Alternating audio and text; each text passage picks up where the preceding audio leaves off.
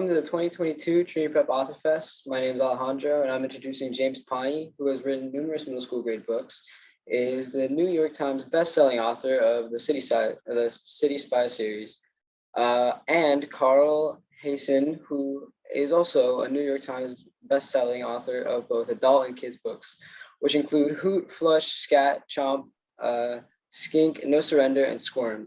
We hope you enjoy this featured conversation with these two amazing Florida authors. All right. Well, thank you so much for that lovely introduction. I'm going to do an embarrassingly additional introduction. So the beauty of being a writer is I get to know a lot of writers, and of course, those writers are my favorite writers, and I get their books when they come out, my friends and stuff like that.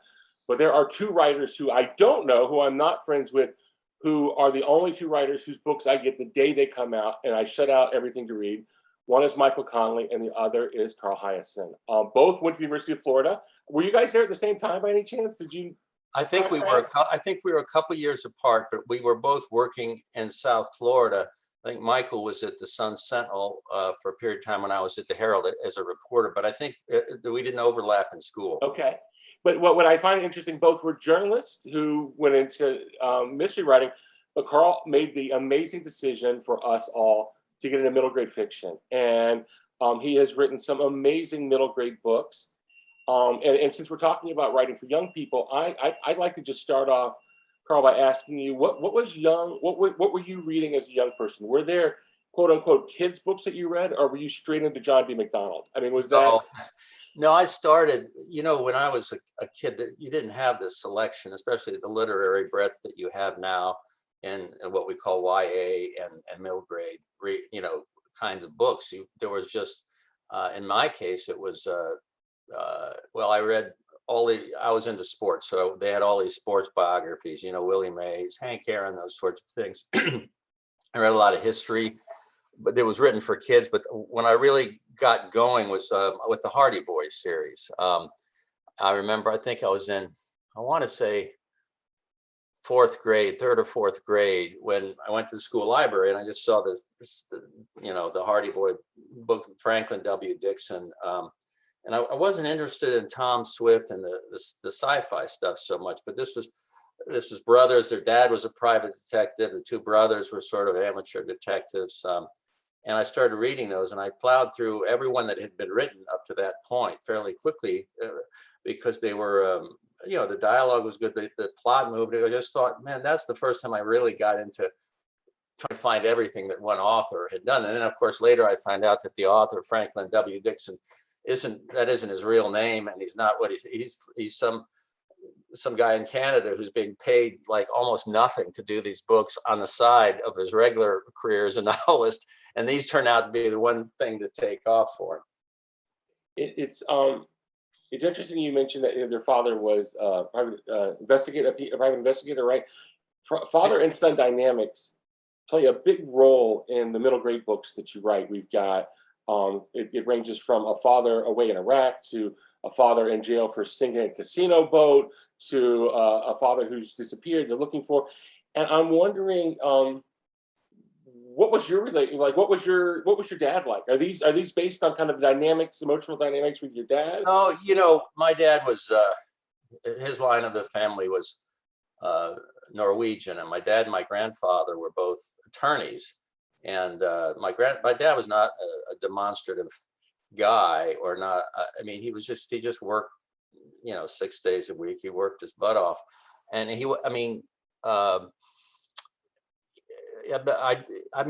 was a great relationship. He died when he was pretty young, but all I remember is that he worked a lot, and I didn't use him as a model for any of the characters. And I think part of the reason in the novels is because I have a lot of friends and just sort of and writing stories as a journalist, you run into so many family situations. You run into so many sets where the father has played a huge role, either positively or negatively in what's happened to a kid. And so I have kind of an array of different more colorful backgrounds for my characters' fathers than my own dad was.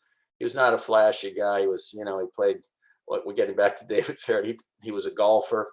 I mean, he was just very low key. My grandfather was a very colorful guy, and he loved to litigate cases, and he loved to stand up in front of a courtroom. My dad would just got a headache thinking about talking to a jury. So he was, he maybe in his heart he was Atticus Finch, but in real life he was just a probate lawyer. I'll just stay in the office and work. So I didn't have any. No, I guess I don't know where those characters came from. I guess it's just like anything else, your imagination.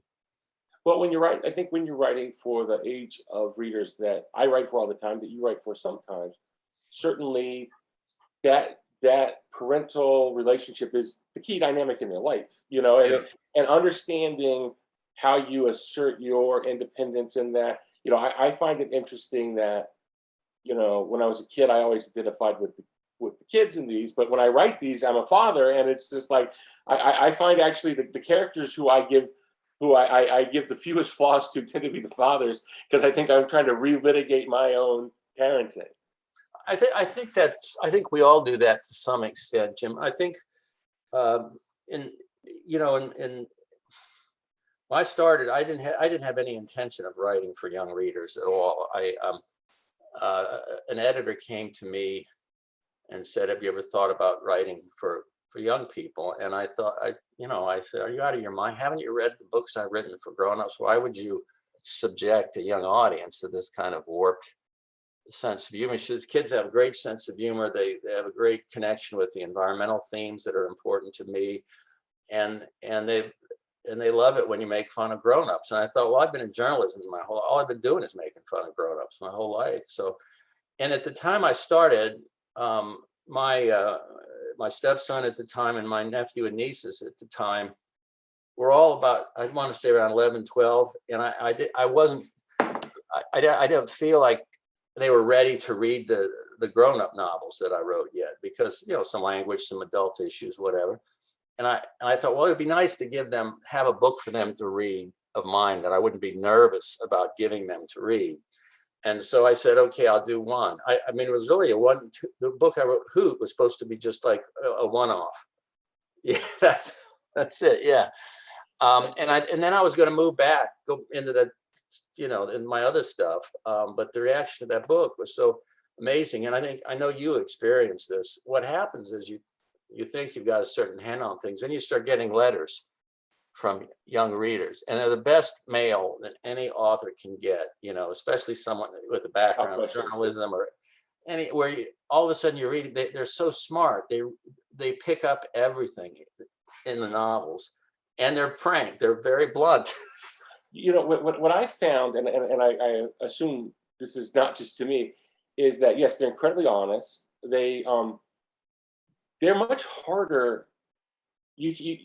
I think adults will give you leeway on things that kids won't. Like I'll watch a mystery movie, or I'll read a mystery book, and I'll think, oh, there's no way kids would let me get away with this leap. I'd get like 10 letters saying, well, why'd you do this? Or how about this?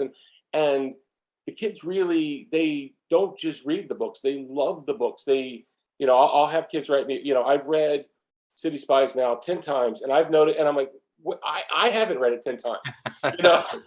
You're more expert in it than I am, and it's such a thing. So Hoot was met, and I'm assuming when you mentioned that list of people that for Carly, Ben, Samantha, Hannah, and of course Ryan, are those the nephews and nieces? Yeah. Yeah, and So you do this thing that I think actually, like you said, you never planned on it, but that you were kind of ideally suited to tap into a middle grade young adult audience. And then you went a Newbery honor, which had to be an unexpected career path a little bit earlier. It is famous. They're famous for the call that you get from the Newbery committee. Do you remember? Was yours one of those early morning calls? Do you remember? It was an early morning call. My editor, Nancy Sisko, was on the phone. She was with some other editors and some people from the Newbery Committee. And I'll be honest with you, this is the God's honest truth. I didn't know it had even been submitted or nominated. Right. I had no idea. Of course. I was living down in the Keys, and I was working on another novel, and I knew the book had gotten some good reviews, and and all that. And then she just called me, and out of the blue, they're just giddy and they're laughing about this, and they're saying, "Congratulations." And I thought, and I'm going, "Well, this is a good thing then, right?" Because Yeah. I was, You don't know, right? you know, Yeah. and but it was a complete shock. But I think because they knew my personality, that I'd worry about it and fret about it if I Right. knew, that I thought it would work better as a surprise if the book actually did one. So it did. It was a complete shock, and it blew me away, I have to say. And so then I'm assuming the reception of the first book, which is such a good book, led you to think, okay, or certainly led your publisher to think, we need to do more of this. So you followed up with Flush. And Flush is, I think Flush is probably my favorite of yours, which is, I don't like playing the favorite game because I love them all. But of the kids' books, I just love so much about Flush. And I'm wondering, was it always the intention that these are going to have the ecology theme? Was it just, that's how you think? Is that? That's how I think, and that's how, when I was that age, Jim, that's what I thought. I mean, I was already, having grown up in South Florida when I was very young, everything was getting paved. Places where I spent a lot of my childhood outdoors, and every time you rode your bike around a corner, there'd be a new construction site in some place where you gone fishing or hiking or anything was gone. So I was already pretty angry, and I'd spent a fair amount of time in the Keys. And when I wrote Flush, I was living down in the Keys, and pollution is a real serious issue down there. So I like the idea of those kinds of villains because they happen to exist in real life.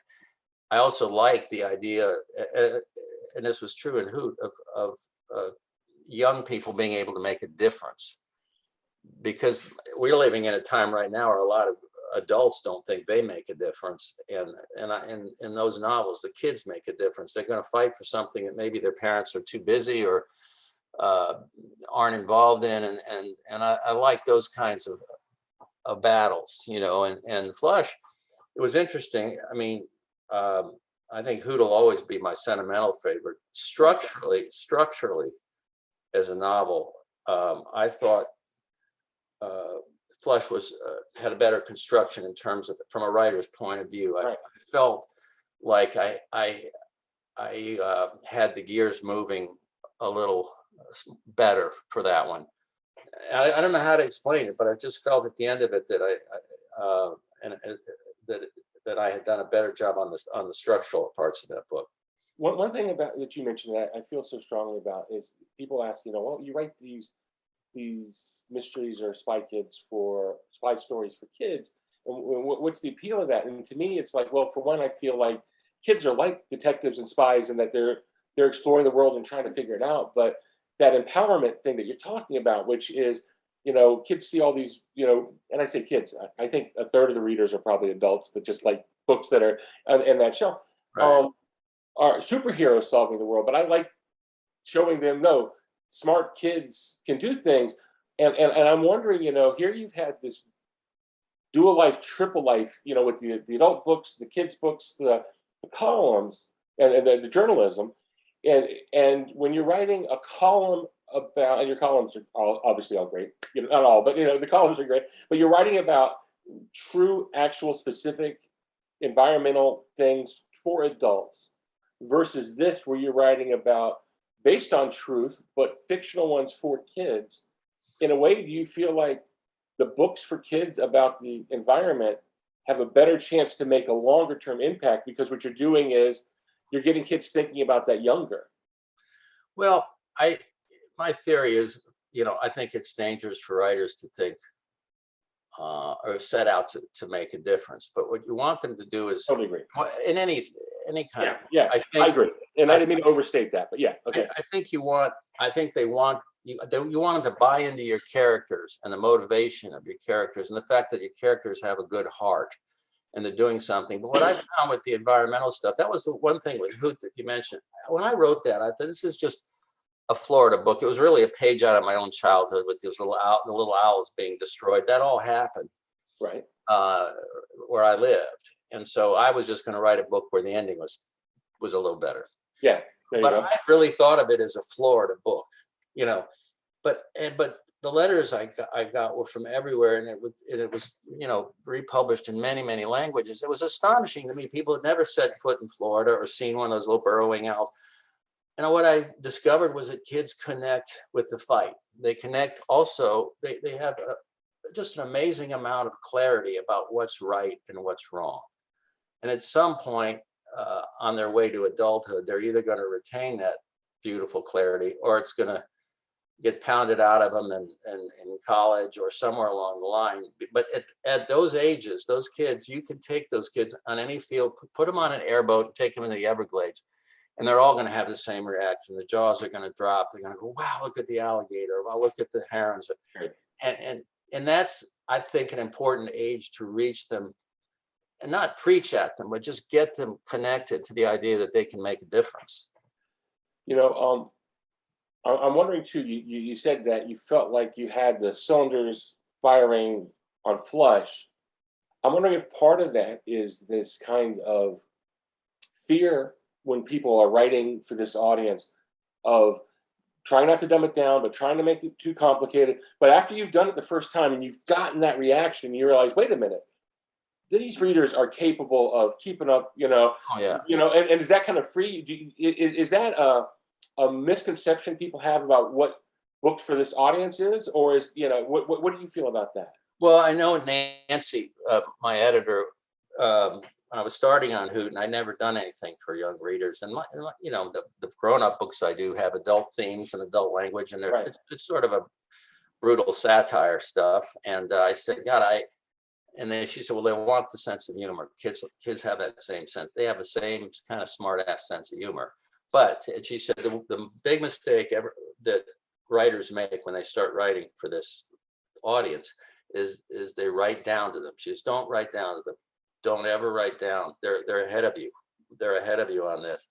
And she was absolutely right. And now I'm working on another book for that audience now, and I'm not even really conscious in a way that I'm writing for you. I mean, obviously the language and some of the grown-up situations and things that you would find in a novel with adult characters, right, that isn't going to be there. But the sensibility of it and the dialogue and the way things move and the way I always felt, once I started doing this, and based on the letters I got, that the young readers were a lot sharper than many of the adult readers are.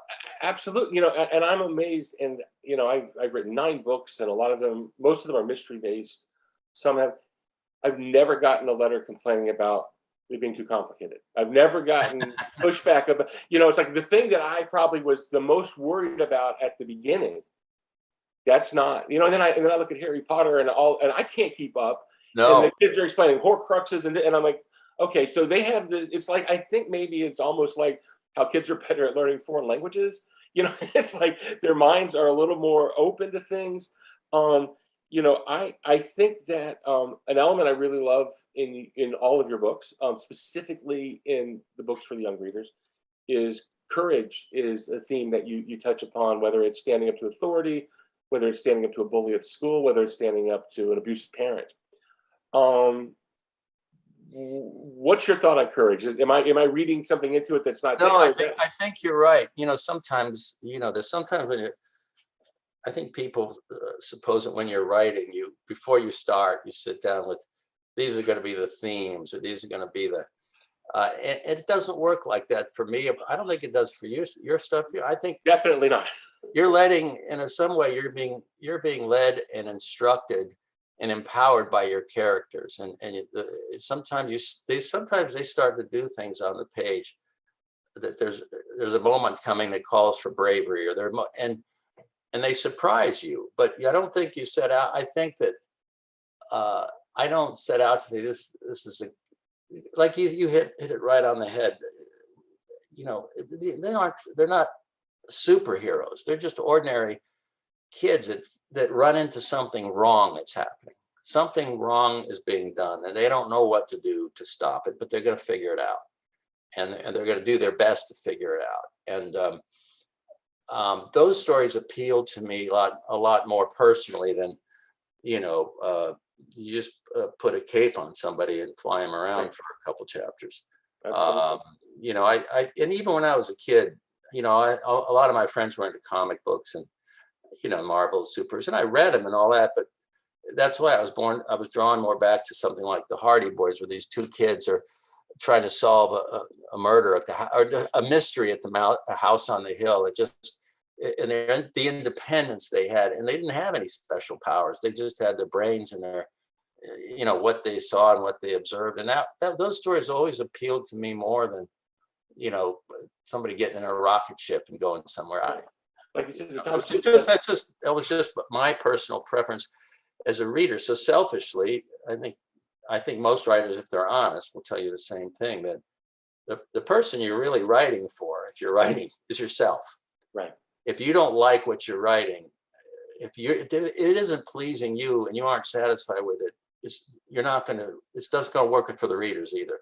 And if it's too calculated, I don't think it works. And if it's inauthentic, and I think that's maybe what people who don't work in this area realize is so important, is that kids see authenticity. Young readers see authenticity, and I started in television. I worked at Nickelodeon. I worked at Disney Channel, and I remember this great thing when I worked at Nickelodeon, and we got this book called How to Nickelodeon. It was the rules of what it was. And rule number one was don't use the word fun. And there was this whole page about, fun is a word that adults use when they don't understand kids and they're trying to promise them something they can't deliver. Be fun. Don't say it will be fun. And it's always stuck with me. That and the other thing was they had the two pictures of this kid, same kid, and one was like a nice school portrait, and one was like a fisheye lens pressed up against his face, and he was smiling. And it said underneath the school portrait, they said, "This is Disney," and then under that it says, "This is us."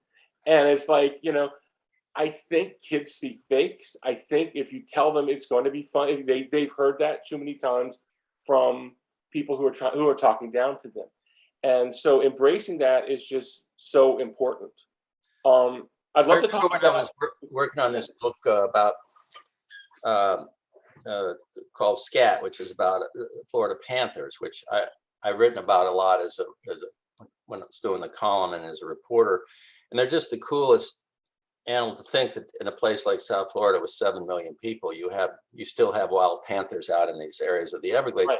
But the one thing I wanted, that it wasn't fun. What I wanted to do is I wanted to give these kids the experience of walking through their woods and looking up and seeing this incredible thing looking back at you. And there's never been an attack by a panther on a human being ever in history.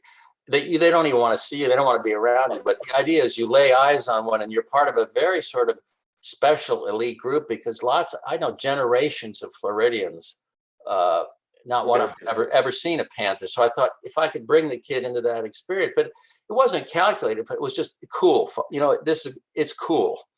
Well, it's what you said, which is writing to yourself, writing for yourself, and then that connects to other people because they see that, okay, you believe it. Because I read somewhere you actually saw one once, right? You were in that small group. I was in a car and I passed one on the side of the road, and it was in a rainstorm. It was like an apparition. You're driving and what is that big animal? And then it leaped from the road into the woods and stretched out, to its length. And I just that I saw one. And then I went with some panther biologists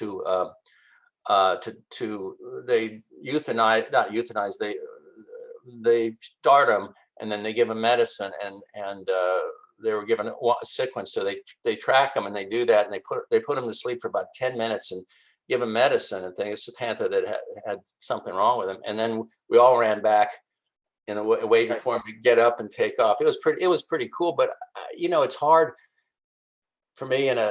First of all, newspapers are written for a little different audiences than that. So, but those are the kinds of Florida experiences, because this is the only place I've ever lived, and the only scenes that I know are here. So that's what I have to work with, and that's what I mean. I think it's an important thing for writers. to stick with what you know. Right, absolutely. I want to get into a writing technique thing for a moment, if I can. I have a writing exercise that I use that actually you are often a part of, which is when I'm trying to free my brain, I will pick between 5 and 10 books off my shelf, and I'll read the first paragraph or the first page. And I want different types, and I don't want those words I just want to see like exciting beginnings and, oh, that's right, that's how you start a chapter or a book. I love in your adult books there is this kind of, I don't know if signature is the right word for it, but your opening paragraphs have this feel. So I'm going to read one here. This is one I love. This is from tourist season. Of your adult books, this is something I could read with the kid audience. Yeah. Okay. On the morning of December 1st, a man named Theodore Bellamy went swimming the Atlantic Ocean off South Florida. Bellamy was a poor swimmer, but he was a good real estate man and a loyal Shriner. All right, so I am hooked at that point. And now I look at Chomp, which is a shorter version, but it's a different signature than the adult books have. But, Mickey Craig had been out of work ever since a dead iguana fell from a palm tree and hit him in the head. Oh, I am in envy of that in the same way that I am in envy of the Coen brothers. There are certain things that you read and you realize I would never have done that. How important is that first sentence, first paragraph, first page of a book? How much time do you spend? I think it's crucial, and I spend way too much time on it, but I think it's crucial. And I think part of that comes from a life in the newspaper business, where what we call the lead, and you have to grab them. Here's your story, and it might be 600 words.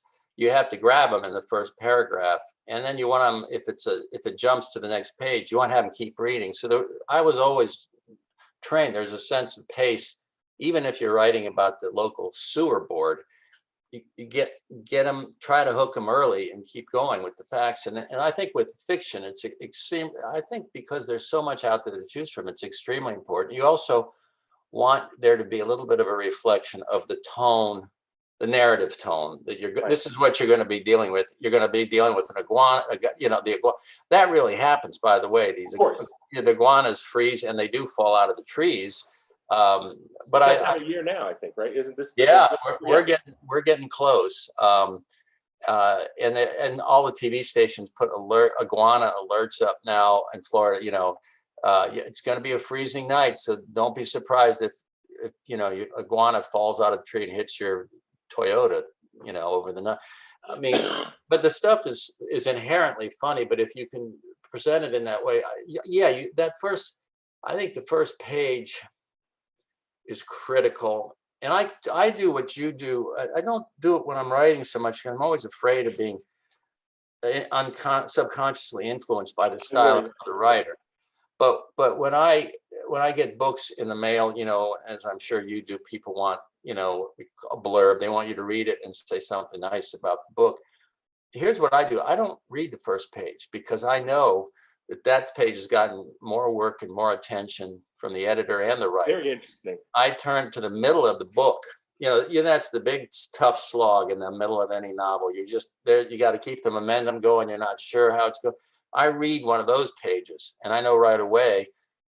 Okay, yeah, I don't want to. Nice try, but I can't read the whole book. But if it's still as good as what the first page probably was, then I'll think, okay, this is something I'll tackle.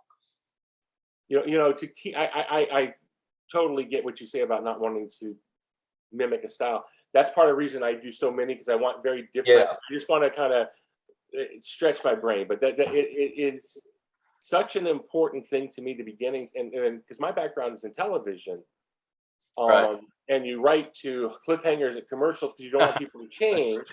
That's My right. chapter endings, just kind of without intention, I tend to write cliffhanger chapter endings just because that's what I had been drilled into doing for my day job for so long. How do you do that as well? I wouldn't call. I'm very conscious about where to end the chapters, but I wouldn't call them cliffhangers in the sense that they don't necessarily end with a mystery or something. And with a decisive event that, okay, I want to see what the character's going to do next, and it might be a surprise, or it might just be a wait a minute. You just want them to turn the page. That's our job. For me, that's the goal, not a cliffhanger in the sense of mystery, but it's like I want to end it on. I always imagine it is 1:30 in the morning and a kid is supposed to have gone to sleep and Exactly. has just told themselves, I'm just going to finish this chapter, and I want to make it hard on them not to say, well, I got to know what happens next. See, that's perfect. That's So often for me, it's not even like a dun dun dun, but it's more like a reveal of oh, wait a second, is that where we're heading next? Well, that sounds like fun. So exactly. the job is It can be just a little plot turn, and then they're going, wait a minute. But I just think that's good writing. And I say this when I give talks and things, and I say, this is all well and good that we talk about this literary stuff, and the basic line is our job is to be entertainers. Yes. There's thousands of books published, and your job as a storyteller, and this is if you're writing nonfiction as well, your job as a storyteller is to write in a way that they can hardly catch their breath, and they want to keep reading, and they want to keep you have to get them invested in your characters. You have them buying into the plots and the subplots. All that has to work, because the worst thing is you don't want to lose somebody after 50 pages or 100 pages. And we've all done this, read a book with gets going, it's so great, and you get in the middle of it and go, oh, are you kidding me? That's the dumbest thing I've ever seen. Yeah. And I don't point. And I spent in the last 15 years of my life, much of it doing documentaries for NBC Sports, and I used to do documentaries for the History Channel. And the first thing I learned there that was, this is as close to journalism as I've been, is just because it's true doesn't mean it can be less interesting. Like the rules of fiction, the rules of storytelling still apply. You just can't make stuff up. You've got to find the truth in it.